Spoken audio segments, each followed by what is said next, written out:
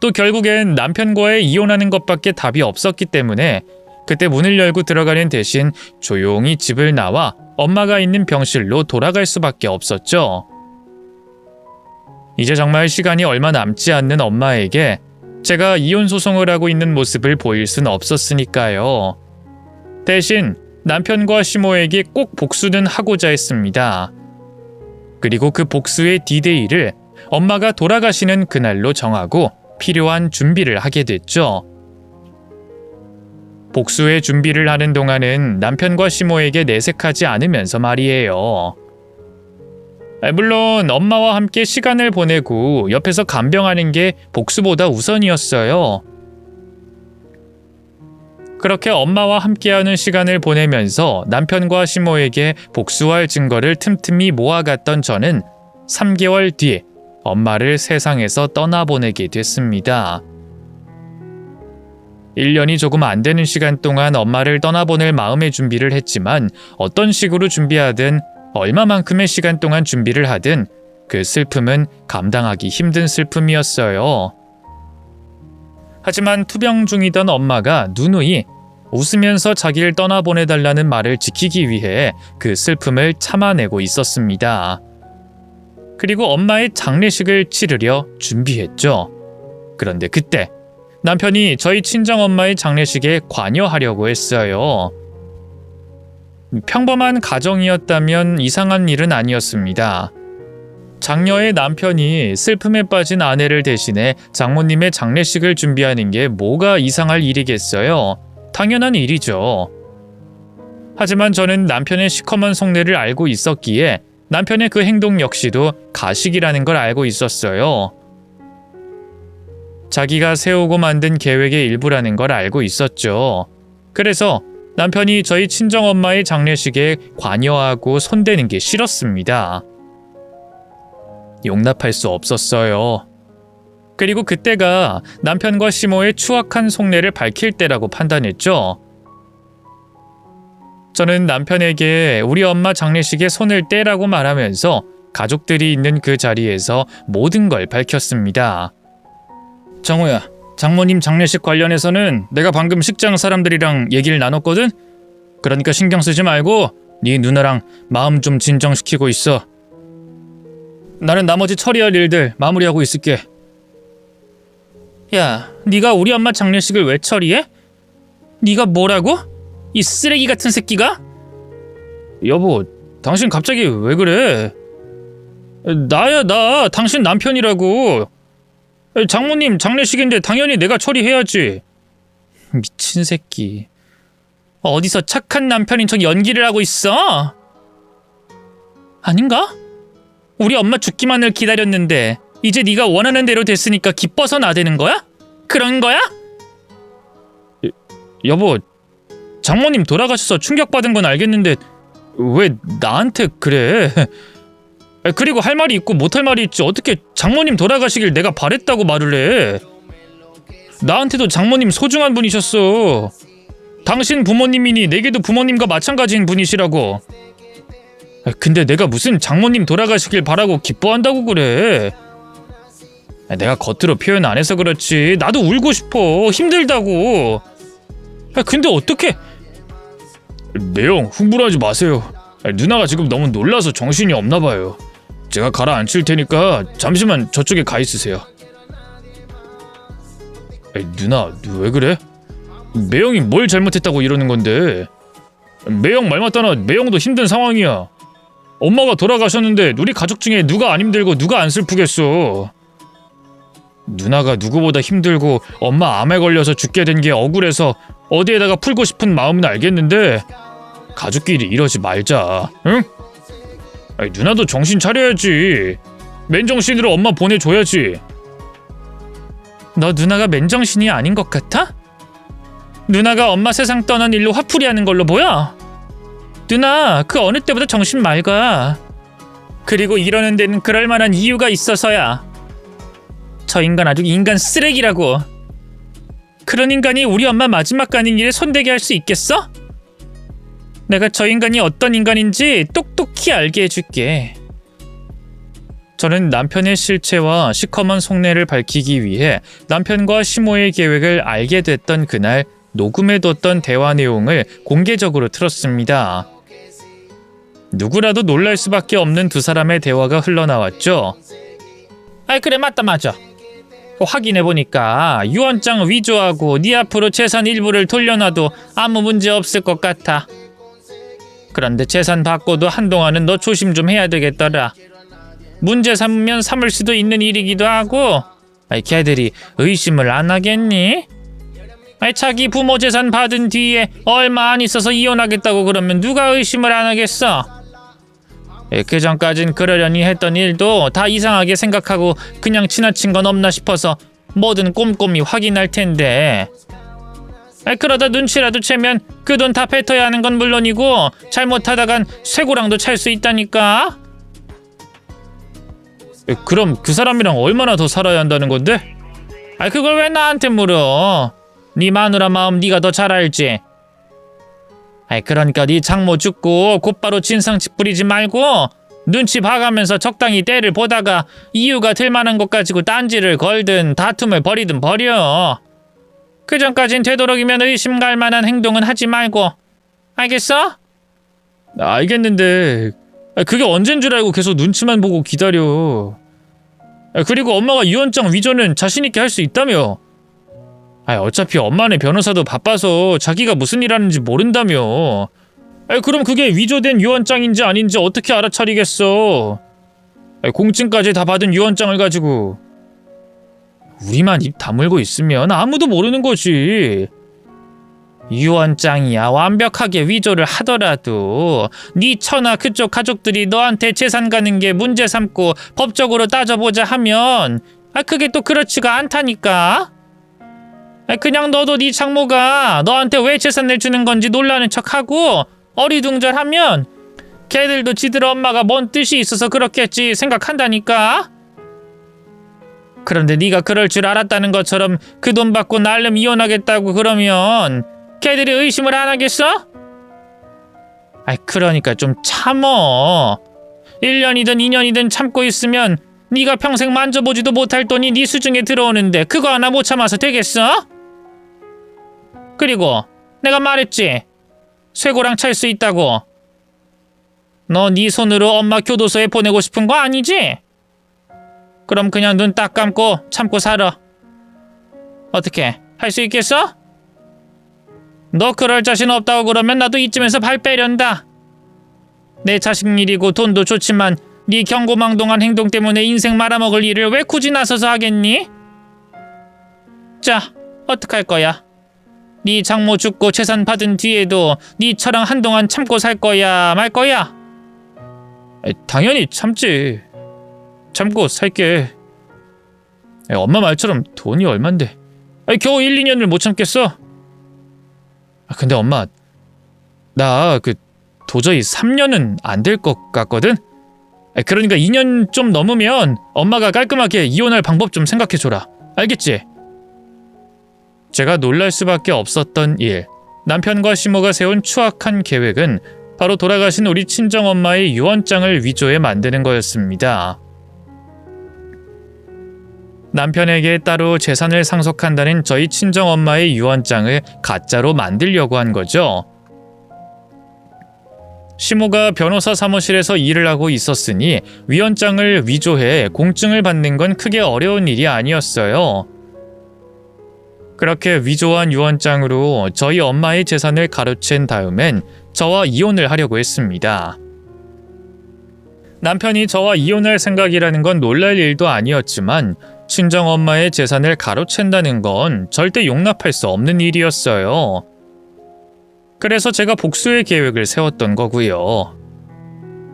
그렇게 제가 두 사람의 시커먼 속내가 담긴 녹음 내용을 눈앞에서 들려주자 남편은 엄청나게 당황해하고 있었습니다.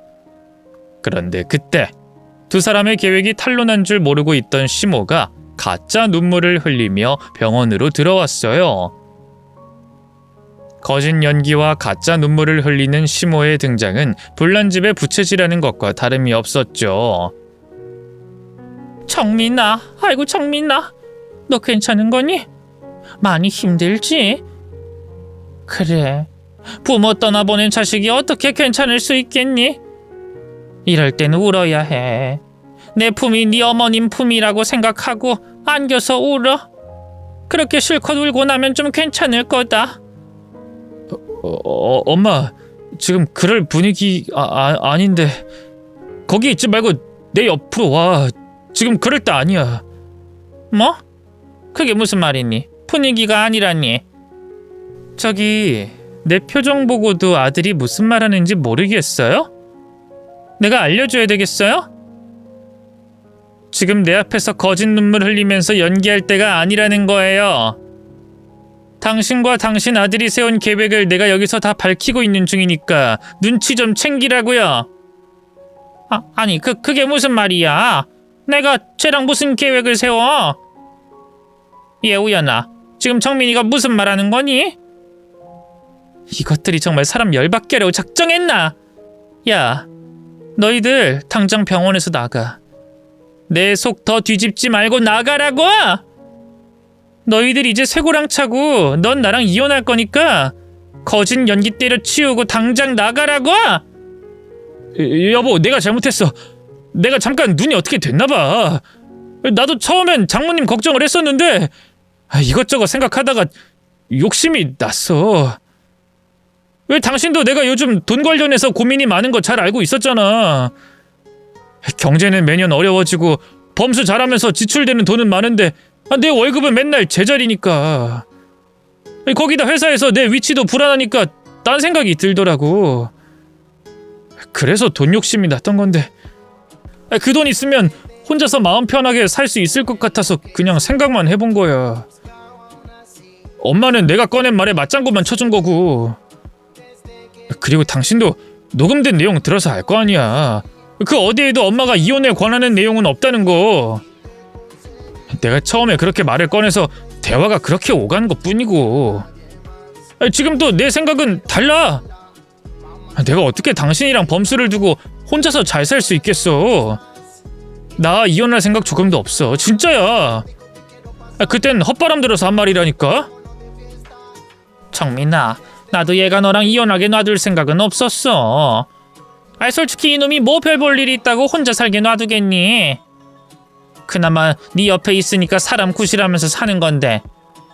근데 너도 이놈 고집 알잖아.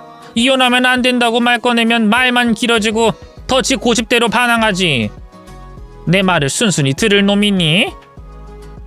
그래서 내가 아마 그때 바로 이혼은 하지 말라는 식으로 말을 했을 거야. 나중에 내가 나서서 이혼할 생각은 하지도 말라고 설득하려고. 그리고 네 어머님 재산 관련으로는 나도 할 말이 없다. 내가 잘못한 일이지. 그 일로 네가 실망하고 날 욕하겠다면 그 욕 다 듣고만 있을게. 내가 잘못한 일이니까. 부모로서 자식을 올바른 길도 인도해야 하는데 덩달아 욕심부려서 미안하구나. 제발 용서해 다오. 응? 두 사람은 제가 내민 증거에 어쩔 수 없다는 듯이 일부 인정을 하며 용서를 빌었어요. 그러면서도 끝까지 거짓말을 하더라고요. 이혼 생각은 실수였다. 그럴 계획에 없다고 말이죠. 두 사람은 자기들 머리를 열어볼 수 없다는 걸 알곤 무조건 이혼은 생각에 없었다는 거짓말로 상황을 모면해 보려고 했습니다. 그런데 그게 거짓말이라는 걸 확인할 증거가 제게 있었습니다. 저는 그 증거들을 두 사람에게 내놨죠. 바로 남편의 불륜 관계가 녹취되어 있는 녹음 파일과 사진들, 그리고 시모가 사전에 공증받아 놓은 우리 엄마의 가짜 유언장이었습니다. 우선 시모가 위조한 친정엄마의 유언장의 경우 이미 두 사람의 계획을 알고 있었기에 사전에 빼돌릴 준비를 하고 있었어요. 분명히 친정엄마가 돌아가시기 전에 가짜 유언장이 만들어져 있을 거라고 생각해 틈틈이 남편의 가방과 서랍을 뒤졌고 시댁에 갈 이유를 만들어서 어딘가에 있을 가짜 유언장을 찾았습니다. 그렇게 발견해 손에 넣은 가짜 유언장이었죠. 그리고 남편의 불륜은 저도 그전까지 모르고 있었던 일이었어요. 이 두 사람의 계획을 확실하게 입증하기 위해 또 가짜 유언장을 찾기 위해 뒤를 쫓고 증거를 찾다가 확인하게 된 일이었거든요. 제 버릇 개 못 준다고 남편은 이번에도 저 몰래 바람을 피우고 있었습니다. 그래서 저와 이혼을 하려고 했던 거예요. 우리 친정엄마의 돈을 가로채어 경제적으로 넉넉한 상황에서 바람 피우던 여자와 살림을 차리려고 말이에요. 그러한 사실을 시모도 알고 있었습니다. 저번처럼 아들을 혼내지 않고 있었던 건 자신의 도움만 있으면 아들의 계획이 그럴듯해 보였기 때문이었고요. 그런 두 사람에게 제가 남편의 불륜 증거와 가짜 유언장을 내놓자 두 사람은 더 이상 변명이 통하지 않겠다는 걸 깨달은 모습이었습니다. 조금 전보다 더 격렬하게 또 간절하게 제게 용서를 빌기 시작했죠. 정민아, 미안하다. 정말 미안하다. 내가 어떻게 하면 되겠니? 우연히를 내가 어떻게 하면 되겠어? 네가 이놈의 새끼 반병신을 만들라고 하면 내가 그렇게 하마. 영영 딴 년은 쳐다도 못 보게, 아니 남자 구실 못하게 만들라면 그것도 내가 그렇게 해주마. 네가 용서만 해준다면 뭐든 할 테니 제발 이번 한 번만 용서해 다오. 내가 이렇게 빌 테니. 여보, 나도 당신 하라는 거 다 할게. 내가 진짜 잘못했어. 응? 내가 무슨 말을 해도 못 믿겠다는 거 알겠는데 이번엔 진짜야. 진짜 앞으로는 집에만 있을게. 회사 출근하는 거 빼고는 친구 약속이든 회사 야근이든 다 무시하고 무조건 집에만 있을 테니까 제발 나 용서해줘. 그리고 우리 범수 생각해야지. 범수 아직 초등학생이야. 아직 아빠가 많이 필요할 때고. 요즘 애들은 빨라서 곧 사춘기 온다니까? 근데 우리가 이혼하게 되면 걔가 올바르게 자랄 수 있겠어? 방황이라도 하면 어떡하려고 그래? 제발 범수 생각해서라도 용서해줘. 내가 진짜 정신 차릴게. 내가 진짜 미안해. 그래 정민아, 범수 생각해야지. 어미가 자식 생각 안 하면 누가 하겠니? 나도 옆에서 이놈이 정신 차렸나 또 딴 생각은 하나하나 지켜보고 감시하마. 그리고 네 앞에서 항상 죄인이 되어 용서를 비는 마음으로 살게. 그러니 제발 용서해 다오. 이번에도 남편 입에선 아들 범수 이야기가 나왔어요.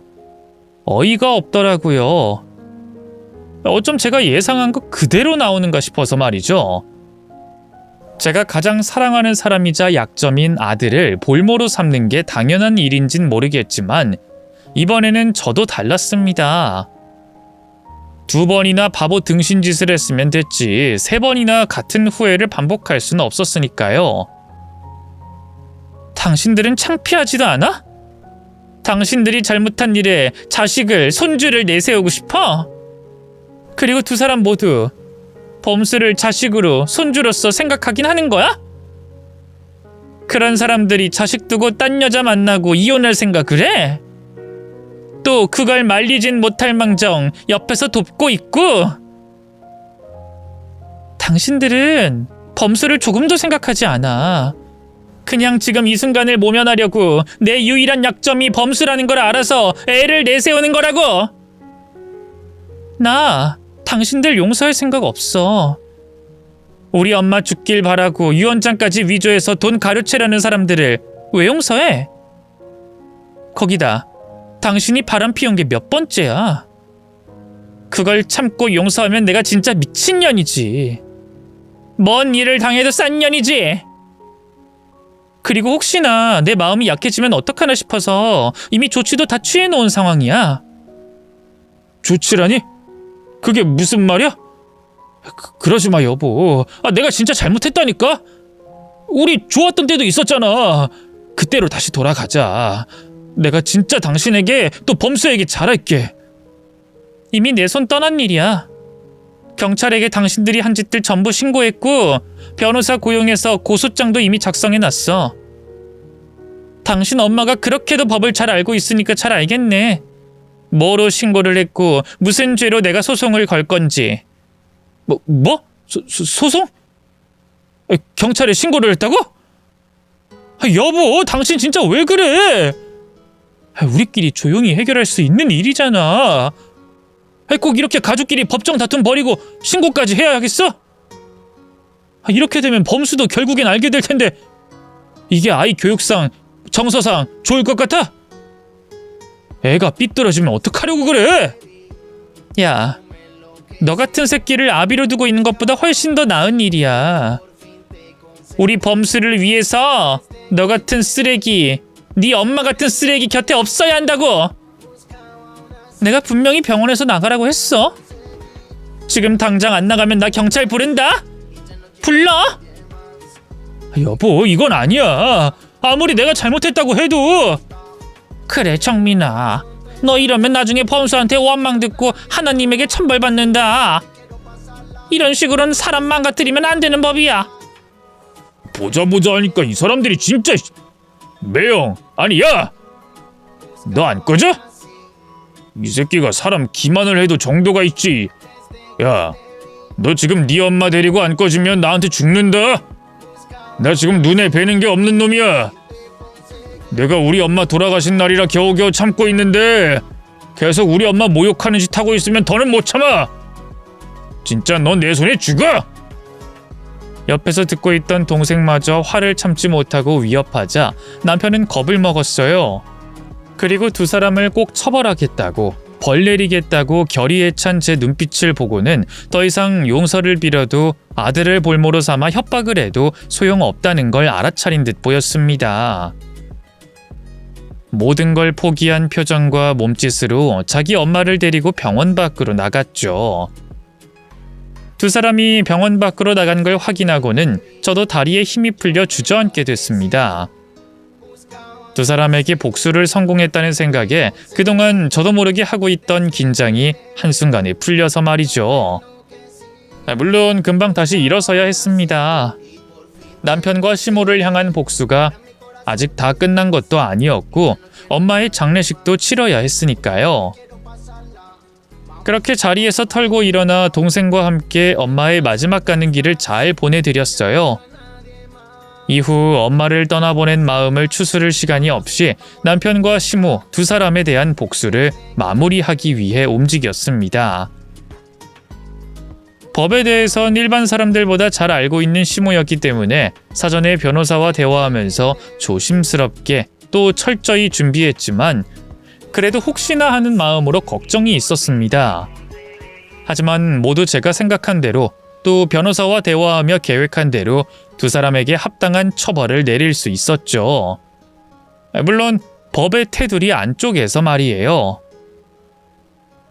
시모가 한 가짜 유언장의 경우 유언장이 행사되지 않아서 처벌받지 않을 수도 있었지만 허위로 공증을 한 점으로 사문서 위조죄가 인정됐고 변호사 사무실에서 일을 하며 남들보다 법에 대한 이해가 높다는 이유로 죄질이 나쁘다 판단되어 실형을 살게 됐어요. 또 제가 알기로는 시모가 일하던 변호사 사무실 쪽에서도 고소를 한 걸로 알고 있습니다. 아마 변호사 사무실이니만큼 시모에게 죄를 물을 수 있는 건 다 묻지 않을까 싶어요. 그리고 남편의 경우 사문서 위조 교사 혐의가 인정되어 처벌받게 됐습니다.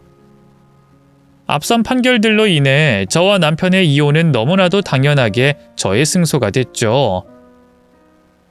그렇게 남편과의 악연을 잘라낼 수 있었지만 모든 게 해결됐던 건 아니었습니다. 아들 범수가 이 상황을 이해할 수 있게 설명하는 게 이혼을 하고 난 이후의 제 고민거리였죠. 항상 남편과 이혼하는데 머뭇거리게 됐던 이유였던 만큼 이번에도 제 입에서 말이 나오는데 한참 시간이 걸렸습니다. 또 그렇게 해선 안 됐지만 아이가 너무 큰 충격을 받지 않게 하려고 인간 쓰레기인 남편을 너무 나쁘게만 표현하지 않으려고 했어요. 그런데 아이도 다 알고 있더라고요. 남편이 얼마나 나쁜 사람인지. 물론 남편이 몇 번을 바람피웠고 외할머니가 어떤 생각을 하고 있었고 무슨 계획이 있었는진 모르고 있었지만 그 사람이 얼마나 가정에 불성실했는지 또 아빠의 자격이 없는지 다 느끼고 알고 있었습니다. 그 얘기를 들으면서 제가 왜 조금 더 빨리 옳은 생각을 하지 못했을까 원망스럽고 후회스러웠어요. 그리고 이제는 정말 아들에게 잘해주겠다고, 행복하게 해주겠다고 다짐하게 됐죠. 그래서 지금은 아이에게 아빠의 빈자리가 느껴지지 않을 만큼, 차고 넘칠 만큼 잘해주고 있어요. 나중에 우리 범수가 다 자라서 아빠 같은 인간과 헤어져서 다행이라고, 또 고맙다는 말을 듣기 위해 앞으로도 쭉 아들을 위해 살아가려고 노력하고 있습니다. 나중에 꼭 그 얘기를 들을 수 있는 날이 오길 바라며 저는 여기서 이만 글을 마치도록 할게요.